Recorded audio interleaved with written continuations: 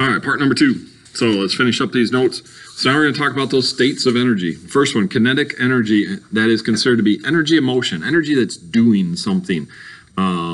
It's actually causing a change of some sort. Right? So letter B, it's doing work or causing a change. Right? So it's doing something and making something happen. Examples, bottom of a roller coaster. So if we were to look at a roller coaster, which I like to reference in this chapter. So if we have a roller coaster, goes up to this first hill, comes down, goes back up. So I've got point letter A, I got point letter B, and I got point letter C. Now we can go on to point letter D if you want. Okay. So up here at point letter A, and again, this is a roller coaster. So here's the little car, there's the person, and they're like, woo, all excited going down the roller coaster. Up there at the top of the hill, does that roller coaster have a lot of potential to do something? Yeah, it does. So up here, it's going to have really high potential energy. Is it moving very much? No, it's not moving very much. So up here, it's going to have very low kinetic energy. Now, as it goes over the top of that first hill on point A, that roller coaster is going to speed up. It's going to go faster and faster and faster. It has a chance to cause a change, right? It's going to do some work. So as it goes down here, you're going to go faster and faster and faster.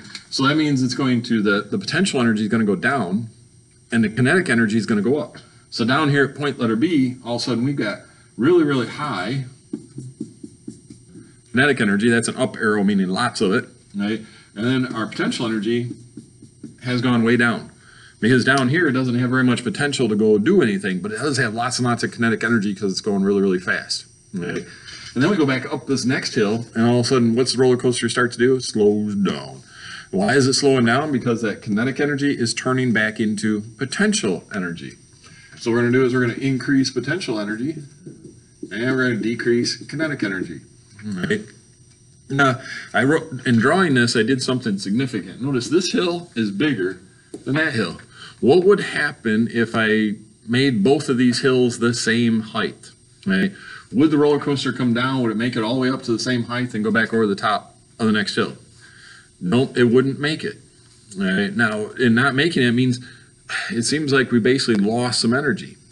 Well, where did that energy go? Because later on we're going to learn about a law of conservation of energy, and that is that energy can't be created, nor can it be destroyed.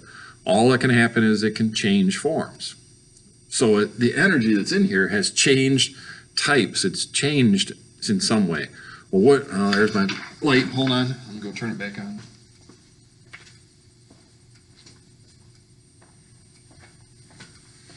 Okay, so how has that energy changed?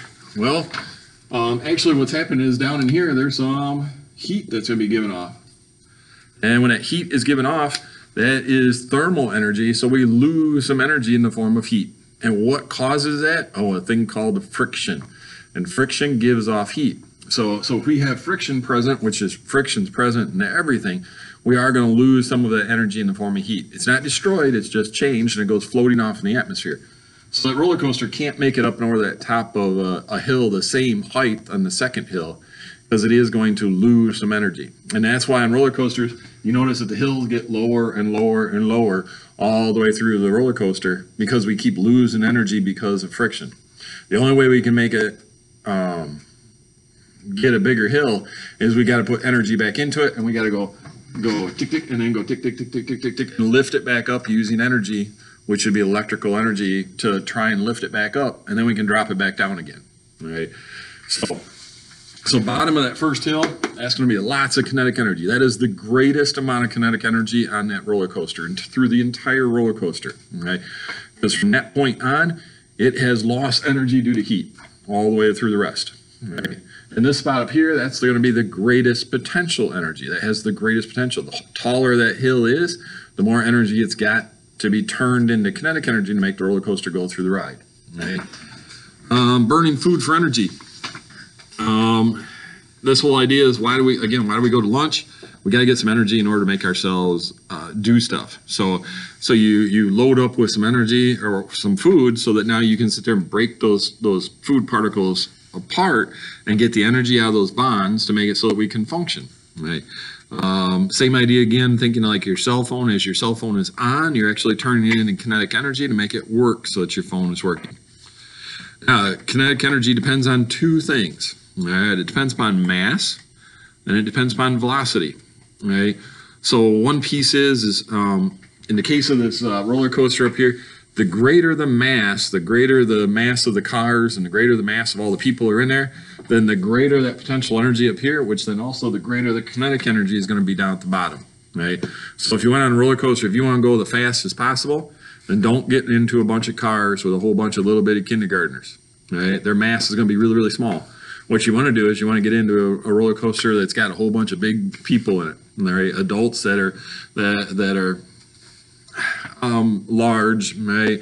Like myself. So you want to get into it with people that are really, really big. Don't get into it with little bitty kids. It's not going to go as fast with smaller mass. Right? Greater mass means greater kinetic energy. Now another piece to this is velocity. Right? The greater the velocity, the greater the kinetic energy. Now remember back, what's velocity? That is speed and direction. Right? So the greater that is, then the greater the kinetic energy. Now, there is an equation to calculate this, which you will need later on in some activities, and that is kinetic energy equals 1/2 mass times velocity squared, and that's in your notes. All right, so you take 1/2 times the mass of the object, and then you take its velocity and square that, and that will give you the kinetic energy. All right, now we go on to potential energy. Potential energy is stored, or energy of position or condition. So we think of this roller coaster again, that one's got lots and lots of potential energy because of its position, how high it is up. It's got a lot of potential to go way down. Now, what if the roller coaster was sitting on top of this hill? Does it have as much potential energy?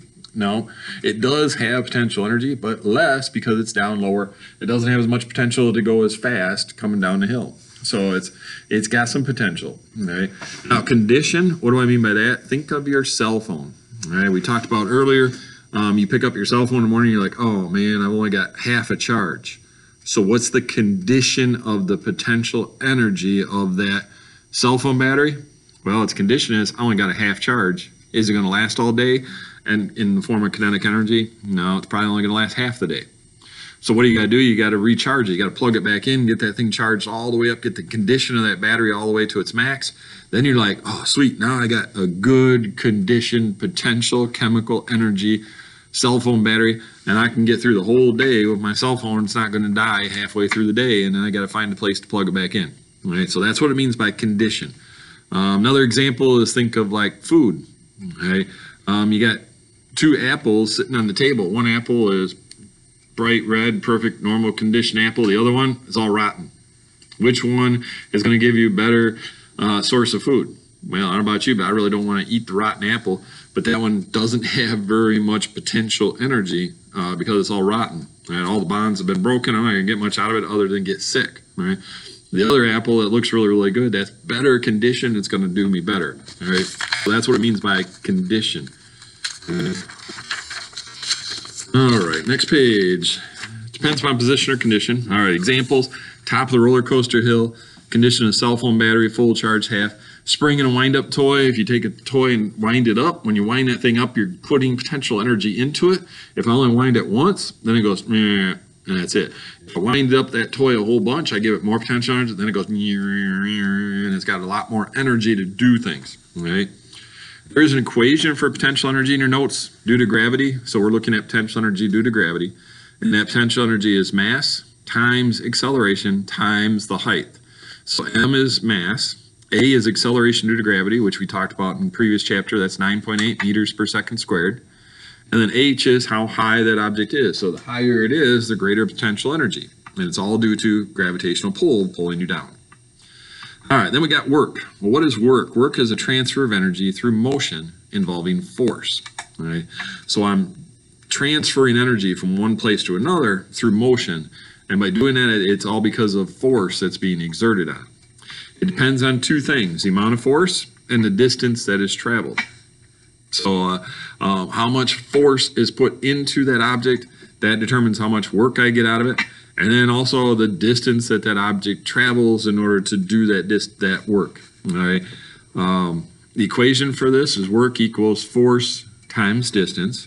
F is force in newtons. D is the distance traveled.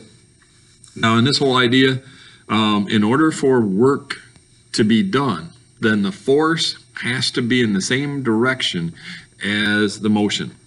So in other words, I take my pen and I drop it on the floor. Right? Now, if I'm going to pick that pen up, when I pick it up, I'm going to exert force on the pen to lift it up. Now, which direction did the pen move? It went up. Which direction was the force? It was up. So direction was up, force was up. So I did work on the pen by lifting it up. Right? Now I'm going to take the pen, I'm going to carry it across the room. Right? And I just carry it flat across the room. Which direction is the force on the pen? It's going up because I'm holding it up against gravity. But which direction did the pen move? It went that way.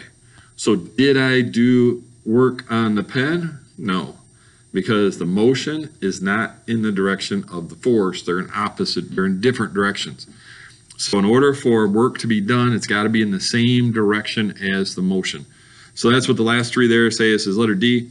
If you hold books in the air, there is no work done on the books because there's no motion. Right? So if I'm just holding this pen, I'm not doing any work on the pen because there's no motion. There's got to be motion of the pen to be classified as work. If you lift the books off the floor, then there is work done because there is motion in the direction of the force. So the last statement there says it's important the force must be in the direction of the force. Right? So I've got to have that force in the direction of the motion. Those two have to be the same direction to be classified as work. All right, well, that finishes our notes on energy. So we'll see you next time. Have a great day.